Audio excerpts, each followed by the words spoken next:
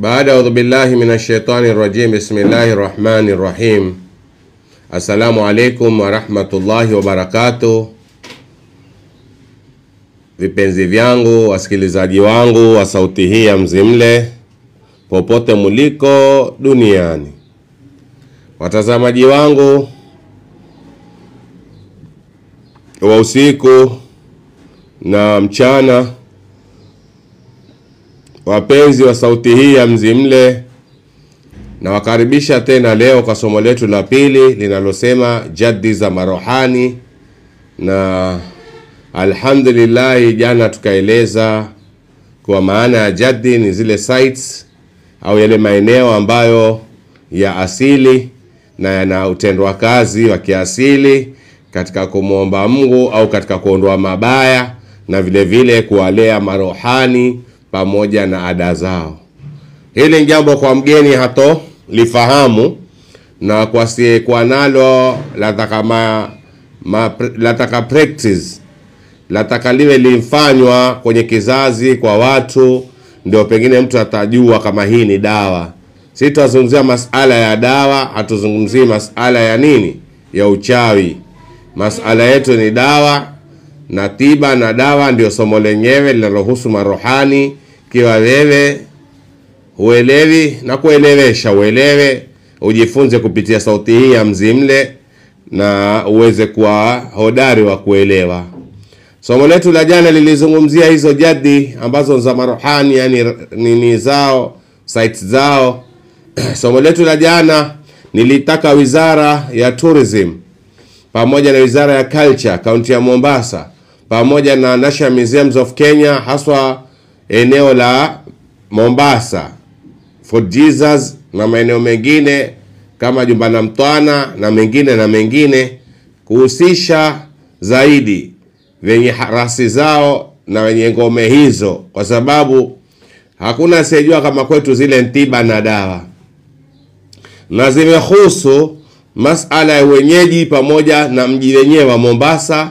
Kwa mji wa Mombasa una wenyewe na una mambo yake. Una wenyewe mji wa Mombasa na una mambo yake.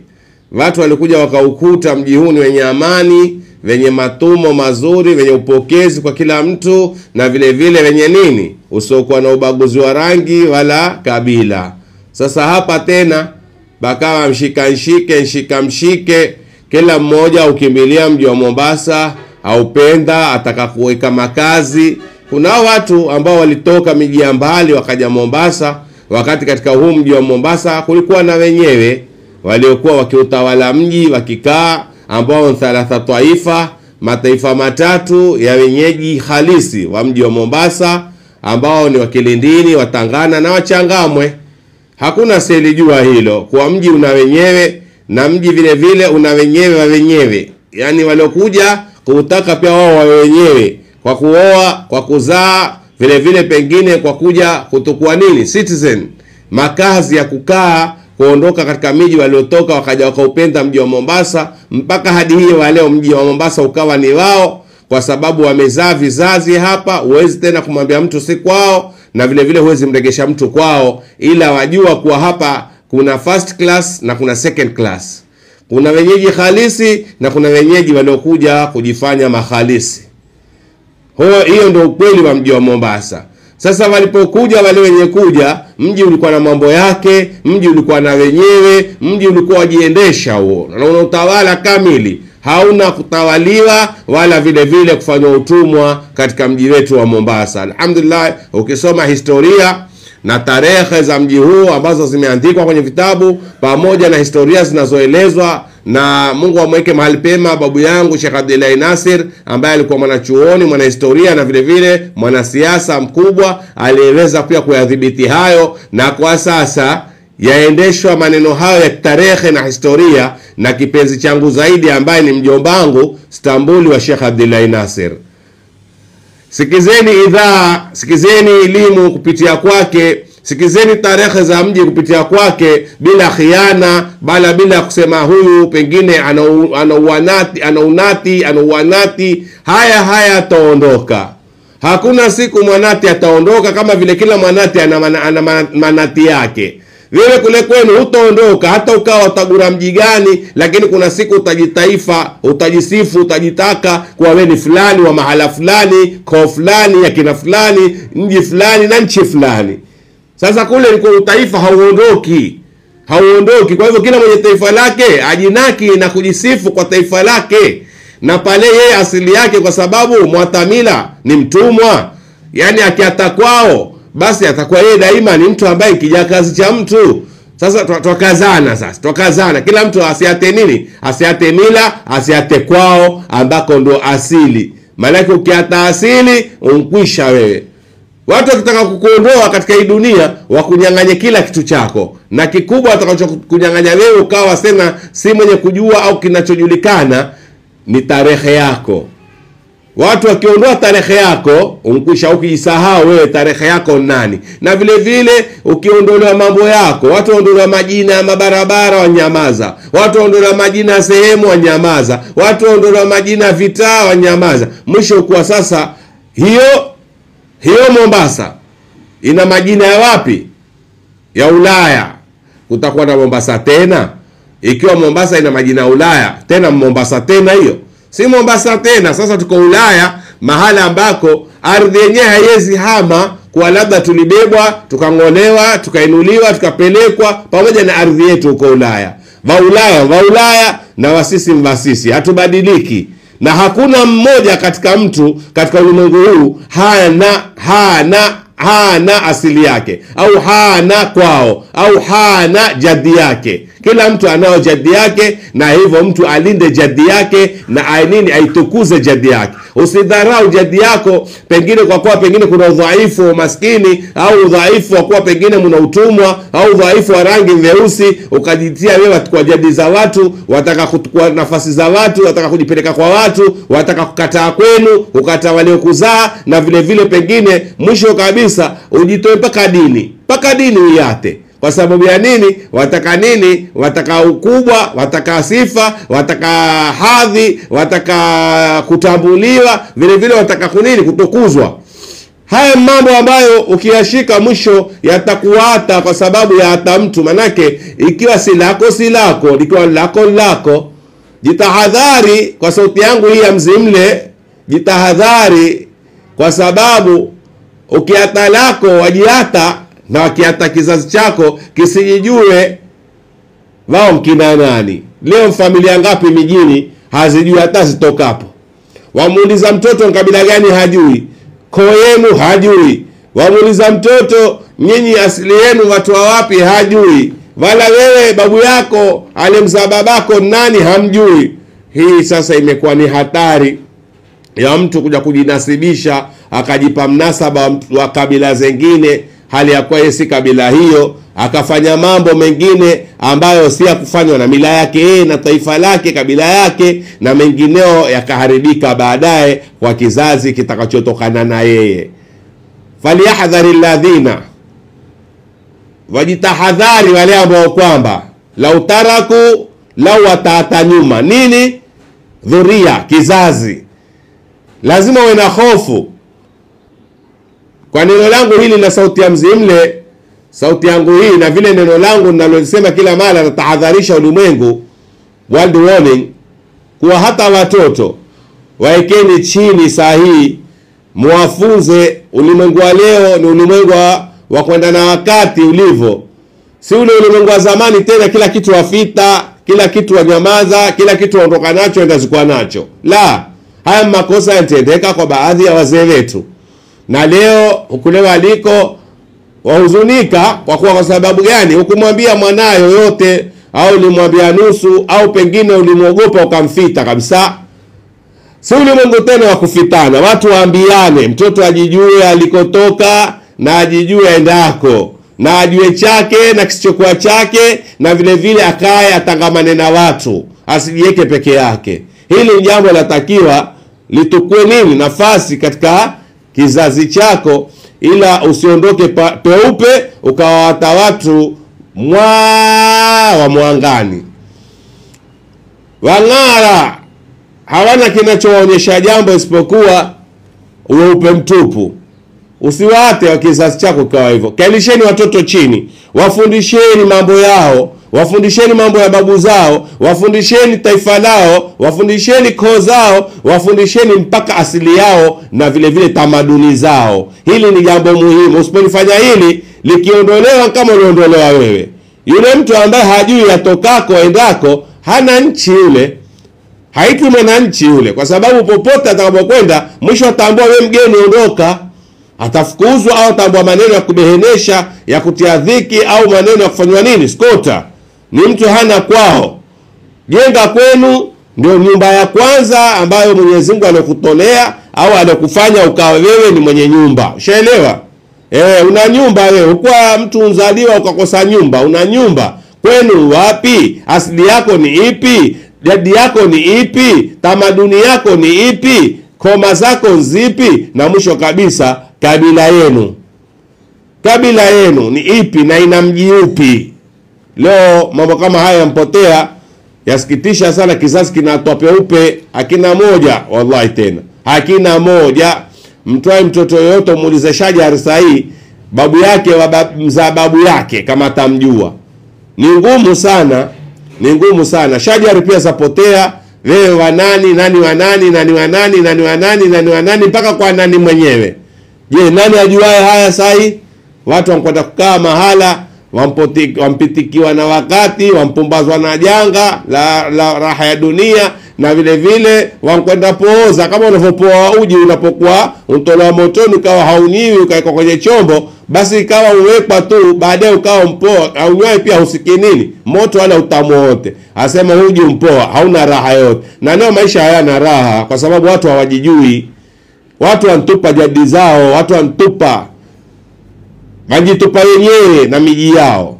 Na tahadharisha kwa neno langu la world warning, na itahadharisha serikali kuu na serikali ya county ya government ya Mombasa, yale majina yetu ambayo yaliondolewa katika mji wa Mombasa yaregeshwe moja baada ya jingine. Na kama ni sheria iliondoa, basi wana sheria wale walioko kwenye viti, wale wabunge, yule MCA ambaye ni governor sasa, yule MCA ambaye sasa alikuwa diwani sasa ni MCA, pamoja na governor, waturegeshee majina yetu kwenye mji, kwa sababu majina yamekwenda na wakati sasa yapotea, na moja baada ya jingine naondoka. Tunataka majina yaregeshwe, yawekwe asili yake. Na alhamdulillah, namshukuru Waziri Balala aliyekuwa waziri wa Ministry ya Tourism wakati ule, akaenda mbio kuregesha jina la Mzimle sehemu ya Mama Ngina Drive au Lighthouse Mombasa. Ilikuwa bado ishika kasi ni Mama Ngina Drive, sijui Lighthouse. Akaenda mbio ameweka kibao pale chenye kusomwa kuwa eneo hili asili yake wenyeji ni hawa, na eneo hili jina lake haswa laitwa Mzimle. Sasa hivi ukisema Lighthouse, ukisema Mama Ngina, watu dhulumu sisi wenye mji, wenyeji wenyewe, watu nyima haki, watu nyang'anya chetu. Regesha jina Mzimle bwana, panaitwa Mzimle asili yake, na ufate wenye tarehe wa kueleze tarehe zenyewe. Mwenda tupunja, mwenda tutasaulisha, mwenda tuondolea bila idhini zetu wenyewe, kwa kuwa mko kwenye mamlaka, na wengine wanaoingia kwenye hao mamlaka si wenyeji wa mji huu, si wenyeji, watu wakujazaliwa tu. Sasa wajuu tungu wala asili, na pia wapiga vita wenyeji, wajaribu kuwaua na kuwavunda na kutoa kipaumbele na kuwashirikisha katika mambo ili wao watawale, wavuruge, waharibu, watwae, wanyang'anye mji huu na wenyewe. Mombasa ina wenyewe na Mombasa ina mambo yake. Lazima kila taifa, kila mji na kila sehemu ina wenyewe. Jiulize wewe, ukiharibu la watu kwenu likiharibiwa? Hawa wanaotuvurugia Mombasa na wao kwao wakivurugiwa, utawaona wenda mbio na uongozi wa jamaa zao walioko serikalini kufanya juu chini au kuweka watu wao kwenye siasa liregee jambo lao. Waliregesha kwa udhi na uvumba. Sisi ndio matuvurugia mji wetu.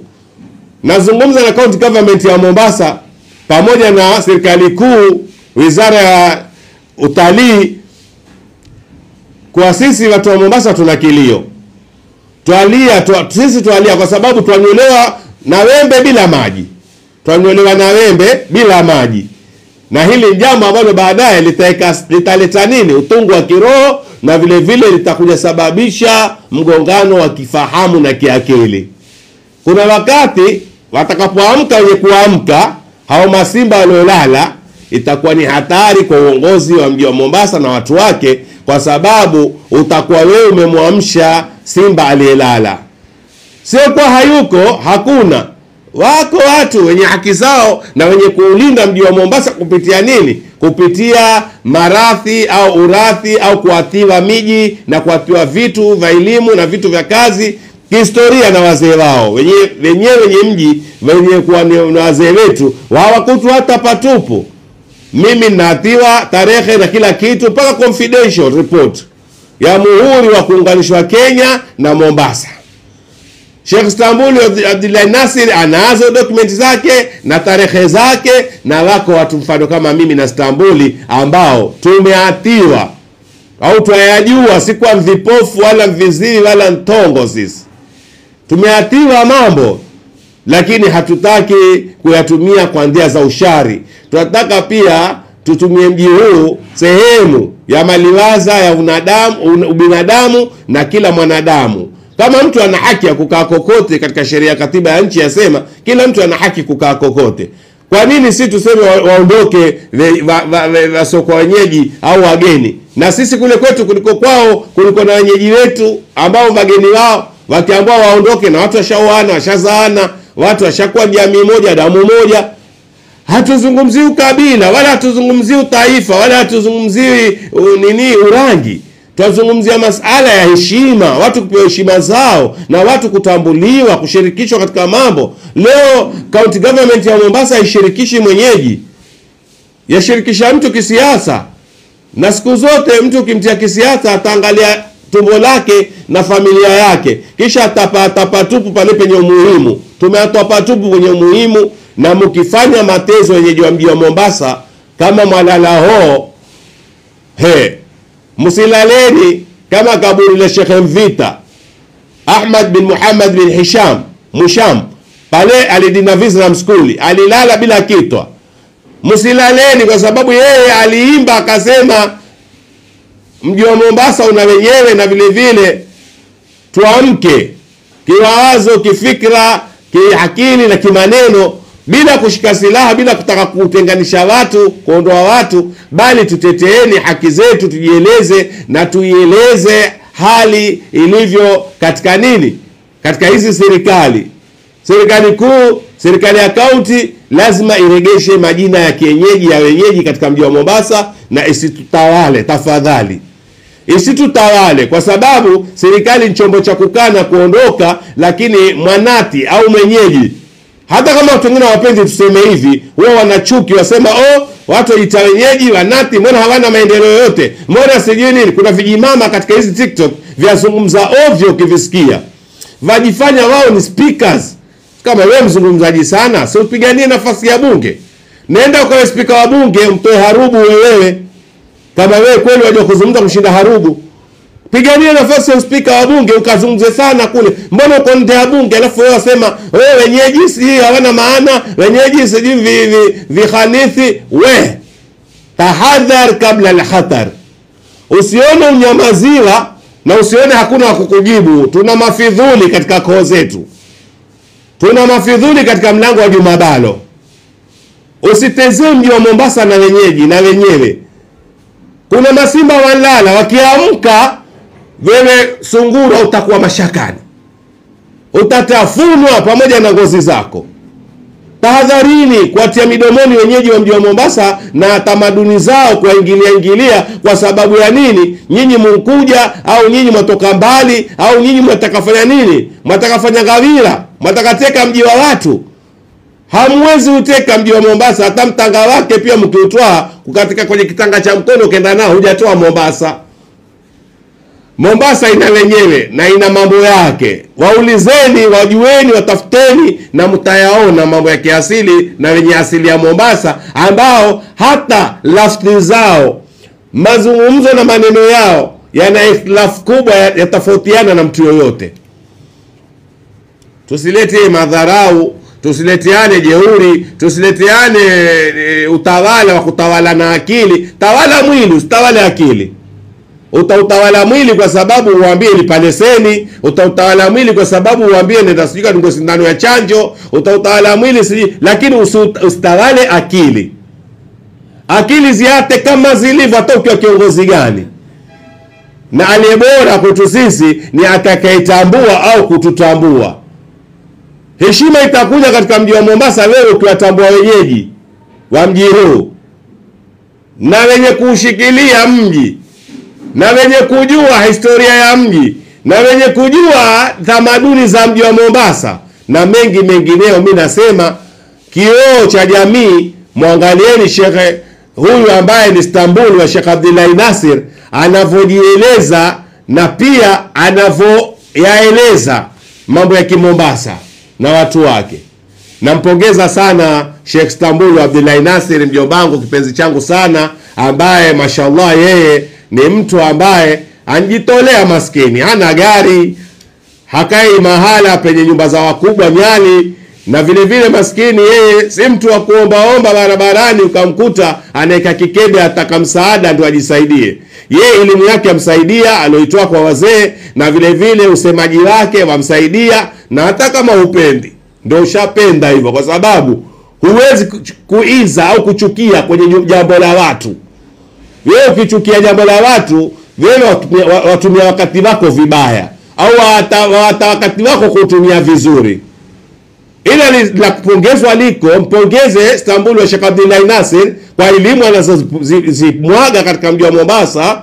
Vile vile kama hujui utamaduni wa marohani katika mji huu wa Mombasa, nitafute mimi Mzimle Kaimu Darus, nitafute mimi Mfalme Kaimu, nikupe sasa tarehe za mji huu na marohani na ngome zao pamoja na jadi zao na vile vile tamaduni za culture zetu. Usiseme tu wala usitie mdomo wako huo ambao waona labda watu wanyamazaji sana. Wako mafidhuli katika mji huu, wako mafidhuli, lakini hawataki kutumia ndimi zao kwenye ufidhuli, kwa sababu ni sawa na kuichoma nyama ukaitia kwenye jiko ikaungua.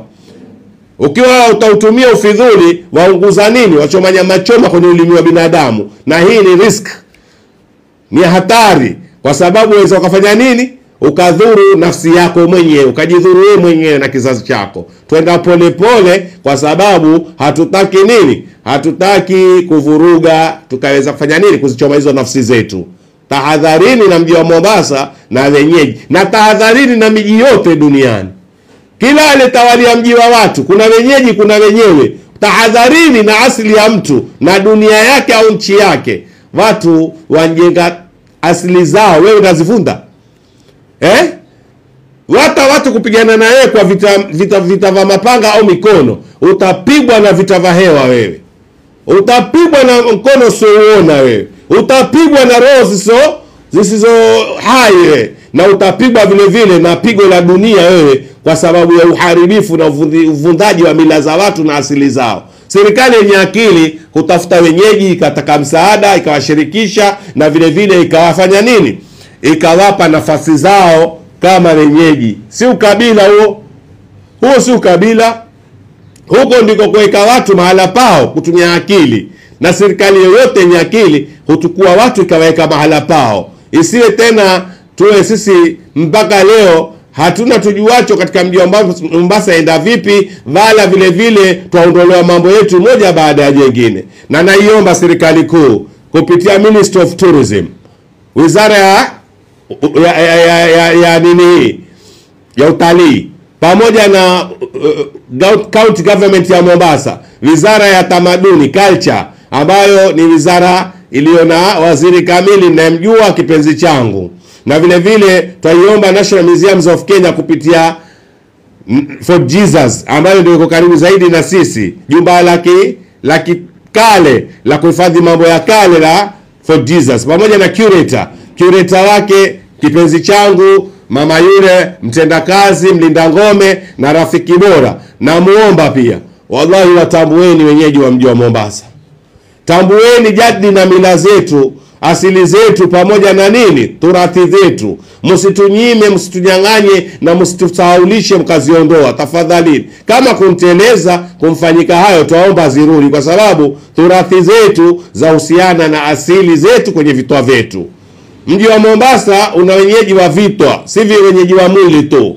Yasije yakaja kapinduka mambo au yakakupindukia wewe kwenye akili yako, na ushaondoka kazini, mara wateka peke yako, mara wasema peke yako, mara wafanya nini, wataka vituko mpaka uletwe Mzimle hati uje utizamwe na nini, na wewe ulikuwa ni mtu bosi, ulikuwa mtu mkubwa, ulikuwa mtu sharaf, na ukafanya nini, ukafanya mambo yasiyopaswa kufanywa, kuwafanyia wenyewe wenye kufanyiwa, ambao wana maji si wana nti, wana maji. Na tahadharisha hilo kwa sauti yangu hii ya Mzimle na kwa neno langu la word warning.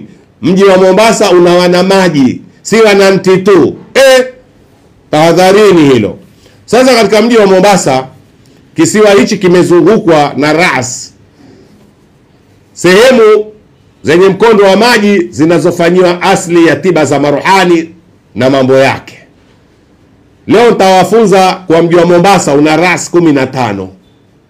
Mji wa Mombasa, kisiwa cha Mombasa, madamu kizungukwa na bahari, kina ras 15 katika mji huu. Rasi ya kwanza ni rasi Mzimle, ambayo iko pale Lighthouse, Mama Ngina Drive. Watu wasema sisi tuita Mzimle, wao wasema Lighthouse au Mama Ngina Drive. Sisi wenyeji tuwasema Mzimle. Pale ndio rasi ya kwanza iko. Ukishuka chini baharini, kuna mahala kwaitwa Jabal Idarus au kwa maarufu Jabal Mzimle. Pale ndio Mfalme Kaimu anapoweka ngome yake na kukaa pamoja na nini, na utendakazi wake na mambo mengi ya marohani ambayo watu hawayajui. Zamani watu wenye kujua walielekezwa, kukaekwa na vibao, kukaekwa na nini na masomo pale, wakawa watu wasomeshwa kwa hapa ni rasi Mzimle. Maji yake ukiogea yale maji ya kutoka, lakini yaondoa kila kibaya kwenye mwili wako. Ukioga na maji ya kutoka, yatoka na kila kibaya kwenye mwili wako. Na pia kuna mahala washika udhu, na kuna mahala waeka ada za mabukhuri, mafukizo, ili kusudi upate kunuilia kwa wewe mambo yako yanyooke, yawe safi, na vile vile usiwe mchafu. Kuna uchafu wa roho, kuna uchafu wa mwili, na vile vile kuna uchafu wa mahala. Roho yako chafu haina raha, mwili wako mchafu hauvai kizuri, mahala pako pachafu hapana nini maendeleo.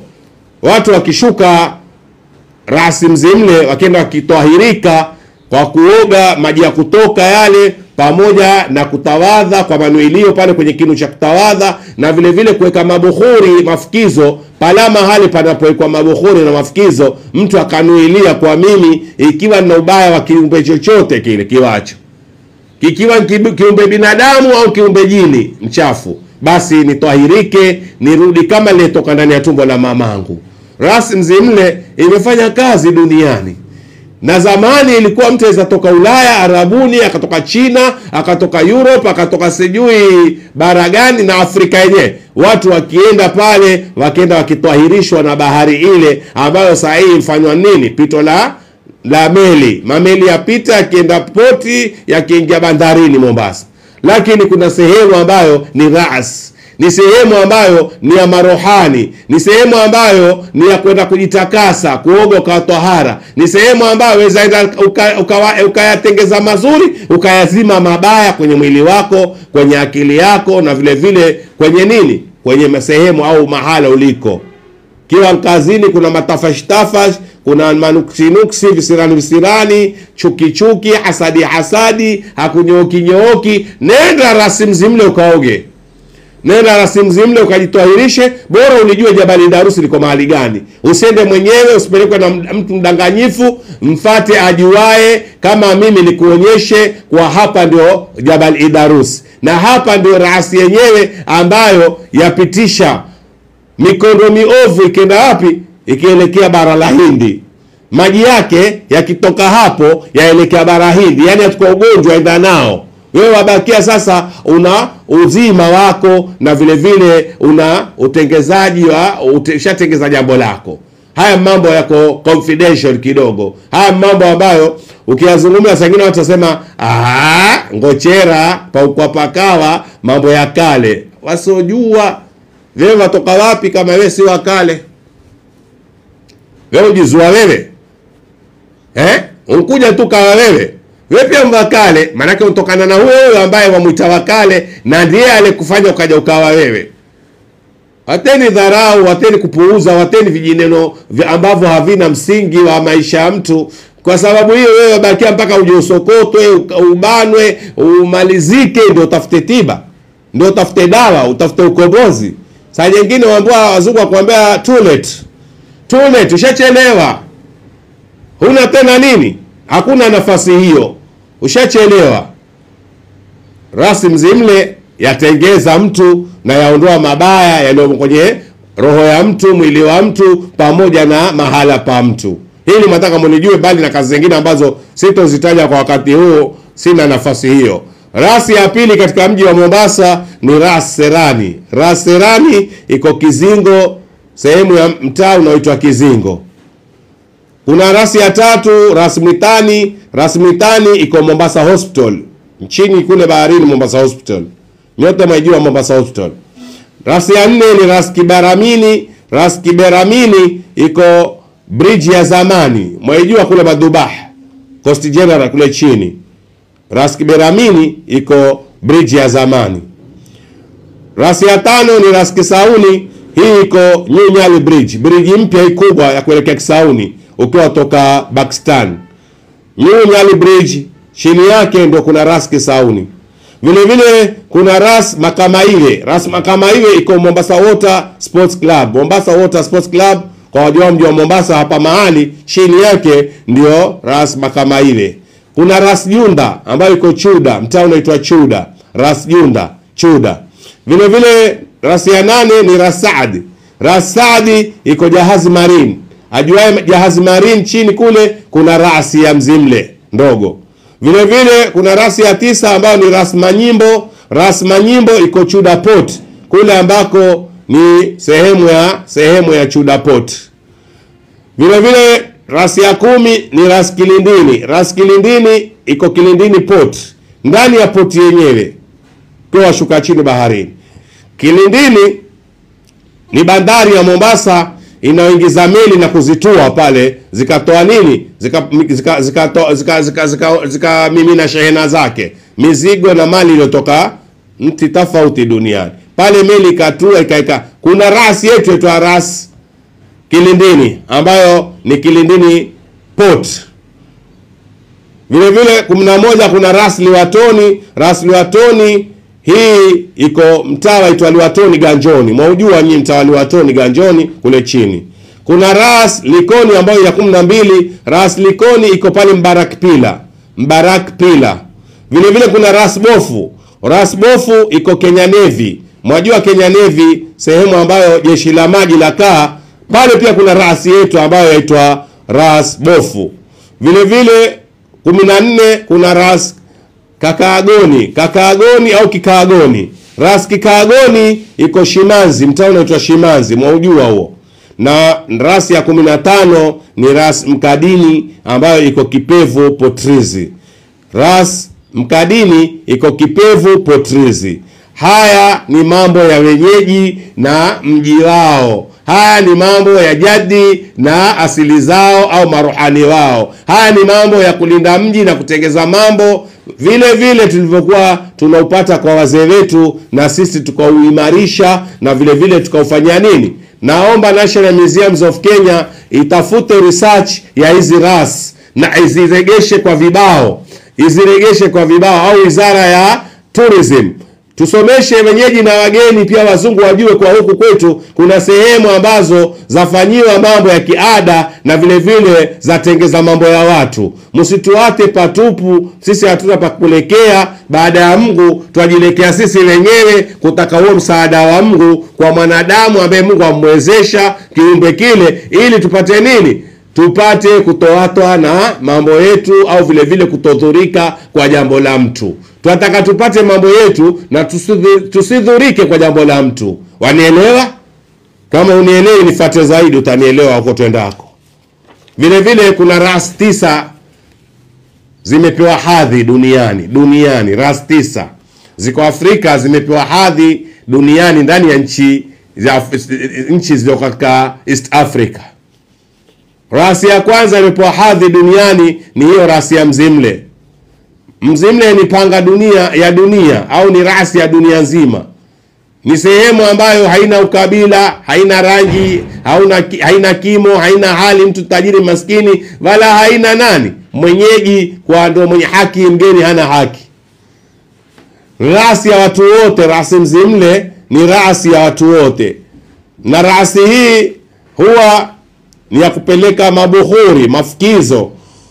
Ukampata mwenyeji kama mimi, au ukanipata mimi kama tabibu wako, daktari wako, wa rohani wako, nikakuelekeza ili rohani wako akae mustakima, au ili rohani wako ajitokeze umuone, au rohani wako akupe mali usiwe maskini we tajiri, au ili rohani wako hivi na vile utoke katika maradhi na magonjwa na visirani na mikosi, au upate mazuri. Basi twende tukafanye haya katika rasi Mzimle. Watu watengeza bana, migodi yatoa mali bila mtu kwenda mbinguni. Usiseme Mungu ndo atoae. Mungu atoa, lakini kupitia nini? Migodi. Mungu mwenyewe atoa, lakini kupitia migodi. Mgodi ndio ukaenda ukatimbwa, ukatoa hiyo mali, watu wakatajirika, lakini hakuna alikwenda tunda mali mbinguni, hakuna. Hujamsikia mtu ampanda na kikapu akaenda juu akarudi nacho kinjaa cha pesa wala cha dhahabu. Migodi kwa ardhini bana, injifita chini ya nini? Mwamba. Kwa timbwa mpaka kupatikana chombo cha fanya nini? Cha mtoa mtu maskinini, cha mtia utajirini. Kwani wewe uone hao wenye migodi wapata wapi migodi wewe? Wenye vyombo vya thamani ardhini, na hao wenye petroli nao ardhini, na wengine wenye vyuma ardhini. Wewe uone kama ardhi ni sehemu ya nguvu za Mungu alizozumbia mwanadamu, uwezo wa pili ajisaidie nao. Ulikuwa unataka uteremshwe chuma kutoka mbinguni Chareli Kibwabwe kwa hata kwa mtengezaji wa barabara ya treni, kisha kikuangukia kitwani, kikuvunda shingo na kitwa. Mambo mengine tumia akili wewe, hata kutumia maneno zaidi, na vile vile hata kutumia uchamungu mahali ambako hauna hata kovu ya uchamungu.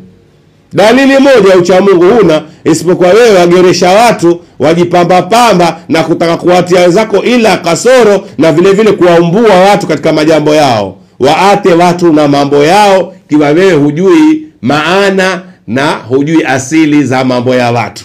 Waate wenye asili zao.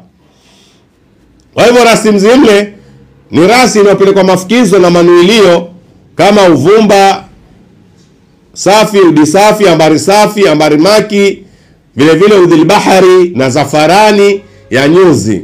Haya mafukizo upelekwa Jabali Mzimle, ukienda kuomba Mungu mambo yako, na inshallah Mungu akakuwafikia kwa sana wakati katika siri za asrari na nuri al-anwari. Hizi siri za maruhani ni siri al-asrari na vile vile ni nuri al-anwari. Ni siri katika siri kubwa na ni nuru katika nuru za zilizojifita, lakini nuru kubwa. Si mpaka upe mwangaza uone. Si mpaka uziashie taa. Nuru za maruhani haziashii taa, hazitaki power light wala hazitaki emergency light. Ziking'aa ng'aa, zikamng'aia mtu, ukamwona mtu kutoka hali moja kwenda hali nyingine. Alikuwa mamdharau, alikuwa mampuuza, alikuwa mamtukana. Sasa ankuwa bwana mkubwa, apewa heshima katika mji na miji na nchi na nchi. Pamoja na hiyo ulimwengu wenyewe, kila mahali jina lake, heshima yake na furaha watu pia ni yake yeye. Hapa sina budi kusema nampongeza sana kipenzi changu waziri wetu wa Blue Economy, Waziri Joho Hassan Ali Joho, mashallah, kutoka huko kwenye kumbi mpaka kwenye nini, kwenye kiti. Tarehe yaonyesha wazi hakuna hata siku moja mamake au tulijua sisi wana Mombasa kwa tutakuja pata waziri mwenye asili yetu. Tena katika zama zetu huko nyuma walikuwa wako, lakini tukatupwa tawala zilizopita, tukawa sasa sisi twatupwa tukinyanyaswa tu, twapoa assistant minister. Leo alhamdulillah tuna full minister ambaye ni Hassan Ali Joho, mwanati wa mji wa Mombasa, tena kipenzi chetu, tena mtu bora ambaye yeye hazungumzi ila yuwatenda. Na anatoa message yangu hii kwa kumwambia Hassan Ali Joho, wallahi zingatia na wallahi jenga kwako, kama vile unavyosema wewe mwenyewe kuwa mtu wazana kwao, na siku moja tutakuja kuita rais wa nchi. Twauona mwale unakoelekea kwa kuna siku tutakuita rais wa nchi, ila tujenga kwanza kwako, na tafuta wenyeji wape mwanzo na uwaregeshe mambo yao. Tumpotekea sisi tumpotelewa na mbuzi, twamtafuta tuona kamba, mbuzi mwenyewe hayuko. Hebu Hassan Ali Joho kama waziri, regesha mbuzi wetu katika nini? Katika zizi letu tafadhali. Huu ni wasia nakupa au ni ombi na kutakia, wallahi wapaswa wewe kwa kiongozi wa nchi. Nafurahi sana kwa maneno yako mazuri yasemayo. Vile vile kuna rasi ya pili ambayo ni Ras Mikadini, ambayo Ras Mikadini iko Jomvu, sehemu ya Changamwe Jomvu. Na hii kupelekwa ada za mikadi, maua na ada za tahara nyeupe, yani hirizi nyeupe. Vile vile kuna rasi ya tatu yenye hadhi duniani ambayo ni Ras Junda. Ras Junda iko Mshomoroni, kule mwisho Mshomoroni. Hii watu upeleka ada ya cheo cha marohani, kenye kengele cha kuita marohani. Vile vile kuna ras namba 4 ambayo ni Ras Jumba la Mtwana. Hii iko sehemu inaitwa Mtwapa, Kilifi County. Wallahi rasi hii watu upeleka pete ya dhahabu ambayo ifanywa shughuli ikafanywa mambo yake, na vile vile ukaona mazuri yako baadaye. Rasi ya 5 ambayo iko ni Ras Vanga. Hii Ras Vanga iko baina ya mpaka wa Kenya na Tanzania, katika mji unaoitwa Vanga. Na vile vile hii watu upeleka pini au yani pembe ya ng'ombe au riali, shilingi nyeupe zile za hisabu ya kiada, ambazo utaambiwa upeleke na ukanuilie mambo yako yawe. Vile vile kuna rasi ya 6 ambayo rasi hii ya 6 inaitwa Ras Kitau. Hii Ras Kitau iko katika Lamu County, eneo la Lamu. Na rasi hii watu upeleka upato. Upato ni aina ya vitu au vyombo vya marohani, wakenda wakaeka katika Ras Kitau. Vile vile kuna rasi ya 7. Rasi ya 7 ni Ras Sultan Hamud. Ras Sultan Hamud nayo ni rasi ambayo iko katika highway ya Nairobi, kutoka Mombasa kwenda Nairobi, kule juu milimani kule. Rasi hii ni ada ya chano, watu peleka chano ambacho kisichooza, chano kilichoswafi ambacho ni kizima kisichooza, ukenda ukakiweka kwenye kilele cha mlima kule. Kama mshakujua rasi hiyo, kama mtu ajui anaambie mimi nimpeleke. Ni rasi yenye mlima wa kilele, kupanda kazi huko. Vile vile kuna rasi ya 8 ambayo inaitwa Ras Takaungu, iko katika vile vile katika Kilifi County. Hii nayo katika mji wa Takaungu, wenyewe wa Takaungu sasa wanisikia. Na rasi hii watu upeleka mayai ya kuku wa kienyeji 21, mayai ya kuku wa kienyeji ni meupe 21, ukenda ukanuilia mambo yako, kisha ukayata mayai kwenye kinu kile cha bahari, maji yakitoka yakatoka nayo. Rasi zote hizi nitakazozitaja kikomo chake ni kubeba maji au kuondokewa na maji ya kutoka yale yanayotoka, ili yapeleke ada zako kina cha bahari, kenye sehemu za kabuli na manuilio, vile vile kwenye siri za Mwenyezi Mungu alizoziweka ndani ya maji haya ya chumvi ambao si tamu. Bahari ina siri zake na ina kabuli zake na ina kila jambo lake. Hata kuiangalia tu bahari ukakaa kwa muda mrefu, dhiki za roho nyingi wazitibu zaondoka. Kama ulijui hilo, lijue na kalifanye, utakuja niambia kweli kaimu umesema. Kwa nini watu waenda beach? Kwa nini watu ambao wakakai beach? Kwa nini watu watembee beach? Na kwa nini wakae waangalie beach?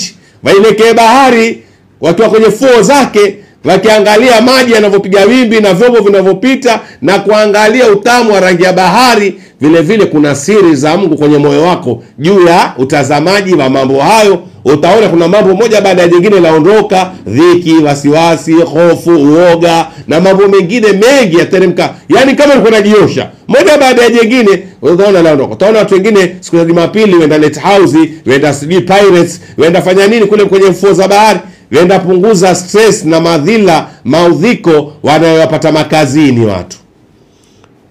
Na rasi ya 9 ambayo ipewa hadhi duniani ni ras inayoitwa ras Tanga.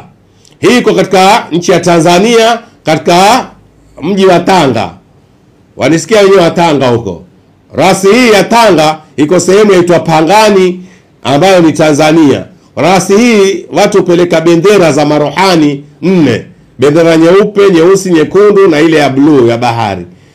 Hizi upelekwa kule kwa manuilio na kazi zingine ambazo hufanyiwa mtu, basi akavushwa, akatolewa kwenye umaskini, akatolewa kwenye shida, akatolewa kwenye ufukara, akatolewa kwenye kuwa hapati akapata, akatolewa kwenye mnyonge akawa na nguvu, akatolewa kwenye maradhi akawa mzima, akatolewa kwenye kutoona akaona, na vile vile akatolewa kwenye nini? Kutokuwa na heshima akapewa heshima, akaitwa bwana mkubwa, mheshimiwa, bosi na mambo mengine. Kuna mambo duniani, kuna mambo. Na usione mambo yawa hayawi. Waswahili wakwambia ukiona laolea jua limeundwa. Ukiona laolea jua limeundwa. Mambo yaundwa. Hata mahamri kila ujue kuna mtu aliumia mikono na vidole kwa kukanda, akayafurisha akayatia kwenye mafuta ya moto, kisha alafu wewe ukaja ukala mahamri, ukaona mahamri yatoka mbinguni kwa ujinga wako. Au linaanguka kwenye nini? Kuna mti wa mahamri duniani, waangusha mahamri, utatekwa wewe. Dunia itakuteka. Utaatwa nyuma na maendeleo pia. Angalia kuna kila jambo lina jambo lake, lina mambo yake. Na kila kitu kina namna yake na hali zake. Na kila jambo utafutwa. Usikae ukasema litakuja. Manake Waswahili wakwambia kwenda bila si kama kukaa bila. Yaani kutafuta jambo si kama kukaa utafuti jambo. Japo kwa kwenda hukupata, lakini si kama kukaa ukakosa. Kwa sababu mwenye kwenda akarudi hakupata, huenda akapata siku ya pili. Na wewe mwenye kukaa ukangojea uletewe, huenda usiletewe, mwenye kukuletea ashakufa. Utaletewa nini na maiti? Haya mambo ambayo saa nyingine utaona mtu ajileva mwili, ajileva viungo, akaa nyumbani atafuti kazi, atafuti lolote. Ala hajisaidii kwa biashara wala kwa nini? Kwa kujitambuliza kwa watu. Watu wana mambo saa nyingine ukiungana nao, ukiunga urafiki na watu, utakuja kuta mambo ambayo yatakusaidia kutoka kwenye ufukara maskini, ya kufanya na wewe utambulike. Lakini wapi wajifita wewe, wajiweka chini kwa chini kama mfano wa nini? Submarine. Meli zaolea, submarine ya zama. Hata ukiamua kuna meli wakataa itakwenda onekana nchi nyingine bandarini kwa inzuka sasa. Sasa wewe wajitia tini kwa tini, hata ukizuka wazuka maiti. Watu wasema kwani yule bwana alikuwa yakamji huu? Yule mtu ni mtu wa hapa. Mbona alikuwa tu yule alikuwa ndani tu? Mbona tumjui? Mbona hakushiriki katika mambo ya watu? Kuna watu namna kama hiyo submarine. Wao kotini kwa tini. Jitokeze we meli, uolee watu wakuone. Jitoeni kutafuta. Kama wanavyosema wenyewe Waarabu, jidu tajidu. Tafuta utapata, mwenye kutafuta upata. Na wenyewe Waswahili pia wakwambia usingojee kuletwa mkononi. Kitafute, kiinamie, kizamie ukipate. Wakasema nini Waswahili? Mtakacha mvunguni sharti ainame. Hicho kizuri, lakini ukiinama ndio utakifikia. Kama ukaa wima usimama, basi kukifikia ni mbali na vile vile hutokipata. Tutafuteni. Mambo haya ndio yataja hizi ras, pamoja na mambo yake ya kiada, ni mtu kutafuta, yuatafuta apate. Si masala ya kuwa ati enda wapi? Enda tafuta kwa njia zingine ambazo wengine watu walizekea itikadi za kidini. Haya mambo ya kati na kati. Mambo ya mtu kujisaidia, kwa sababu ikiwa hujaupata msaada ule unaotakiwa, tafuta nusra ya msaada wa nusu. Ushaelewa? Tafuta nusra ya msaada wa nusu. Kwa sababu gani? Ukikosa mkate, ukipewa nusu mkate kama unekula pia. Kuna watu duniani Mwenyezi Mungu anaemesha mali bwana. Mkate mzima, yani mali tungu ya mali, tungu ya tungu. Hajui hata hesabu ya mali yake. Na kila mahali yeye paka nchi za ng'ambo. Na kuna watu upata uo mkate nusu, yani japokuwa nikipate kijiofisi, mpate kijikampuni, mpate sijui kiakaunti ngala kisilalinda wala si nini. Sikosi katika jamii yangu nitakuifanyia jambo, tafuta utapata. Ukikaa watu wana wakati na upata. Na chenye kukupa baada ya kukosa ni kufatafuta hizi ada za dasturi za ukafundishwa kwa kuna hivi kuna vile, fanya hivi fanya vile, ukatengezewa majambo. Mambo yatengezwa kama inavyotengezwa nyumba. Hakuna siku nyumba injitengeza yenyewe kwa letwa mtanga huu, kokoto hii, simiti hii, mao hizi, mabati ukaiona nyumba baba ishajijenga. Hakuna nyumba ijijenga, nyumba yajengwa. Tauje ione sasa yapendeza wataka kuikaa. Kuna watu walifanya nini? Walitezea tokana, wakatezea mitanga, wakatezea vyuma. Wewe wajakaa tu. Waona labda nitoka mbinguni niteremshwa bwa imbagwa mbinguni. Jisumbue, jitafute, tafuta mambo, jitaabishe na vile vile jigharimu. Kuna mambo lazima utagharamika. Lakini siku moja na leo utaitwa jina la wenye kuitwa lenye kuondokewa na nini? Kuondokewa na umaskini, ufukara, unyonge na vile vile kudharauliwa. Dharau zilikuwa nyingi. Wenye nacho sasa wana madharau makubwa kwa sio kwa nacho. Jione wewe saa nyingine mtu mtoka utotoni naye mtaani au msoma skuli naye hataki vango ya kiraka. Wamjua kama wao kwa kivango ya kiraka. Hati sasa kwa mtu mzima kwenda mbio ampata wale wenzake alikuwa nao hati yuwadharau bwana. Yuwadharau na vile vile hawatambui. Yuwawata mkono aweza akamnyima msaada akampa mtu ambaye hata hamjui. Kwa sababu ya kuwa wewe huna, basi dharau itakuwa ndio kofia yako ya kitwa. Kila mahali wadharauliwa, kila mahali wadharauliwa. Alafu katika neno langu la world warning natahadharisha ulimwengu na watu. Nazungumza na hao wenyeji wa mji wa Mombasa wanisikia hivi sasa kwa sauti yangu hii ya Mzimle. Tukidharauliwa tushajidharau kama nilivyosema. Sisi nasi tuna yetu. Tuna yetu, hatupendani na vile vile twasemana na vile vile tuwavundifu. Baadhi ya watu katika mji wa Mombasa, afadhali sumu ya nyoka ina nafuu kuliko mdomo wake akikungata kwa neno. Wangata kushinda sumu ya nyoka. Vamvijineno vya fitna, umbea, usabasi, uharibifu, kumharibia mtu jina lake, heshima yake, cheo chake au kazi.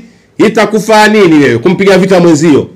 Itakufaa nini wewe kumharibia mwenzio? Itakufaa nini wewe kuamvunda nti mwananti? Itakusaidia nini? Lazima utawaliwe na lazima watopeupe na lazima usiwe nacho. Leo tulikuwa tumbakia mambo yetu kutoka mazishi mtangizo. Au ategemea mtu mmoja ikiwa hakuja mazishini basi maiti ndaombewa sanda kwa chama cha maimamu. Tumbakia na hilo sasa. Nyinyi wenyeji wa mji wa Mombasa mwanisikia kwa sauti yangu hii ya Mzimle, safisheni nafsi zenu na midomo yenu, pendaneni mregee kama zamani vizazi vyenu vya wazee wenu, na vile vile mtengeze mambo yenu ya kimji, na vile vile mshikane mwe kitu kimoja kama alivyoshikana mataifa mengine na watu wengine, na vile vile mfanane kwa vitendo, na vile vile muhuishe au muzifanye hai ada, dasturi, utamaduni na mila za wazee wenu. Unganeni mwe kitu kimoja. Leo utakuta watu kuna jambo fulani wakutana hati sijui hitima ya mji hamu badili ya kwenda kuomba Mungu mwenda msema fulani. Mkikao tena cha kusemana na kuvundana, maona sifa, maona cheo, maona jambo. Nilizipata habari hizi zikanihuzunisha. Nikasema mswala wa maruhani, mswala wa watu wema, mswala wa kuomba Mungu vengatiwa nini? Najisi chafu za ndimi na ulimi. Watu ambao hawakutahirika hawafai kuwa viongozi wa jamii, hawafai kuwa mambo ya kijamii, na vile vile hawafai kutawala mambo ya watu, kwa sababu wana ubinafsi na vile vile wana nyongo na vile vile wana hasadi kwa wenzao. Kio umenisikia huku nisikia ndio ushanipata hivyo. Na kukanya usiwe mtu ambaye wewe mwenyewe ni mvundanti mwananchi.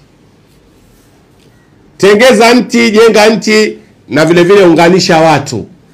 Hii ndio faida ya utawala. Mpaka kufikia hapo, vipenzi vyangu wa Mzimle TV station, mnaonisikiza hivi sasa kwa sauti yangu hii ya Mzimle, sina budi kuwaaga na kuambia kwaherini. Tutaonana kesho kipindi cha 3 kinachosema jadi za marohani inshallah, na mji huu una watu wake na mambo yake.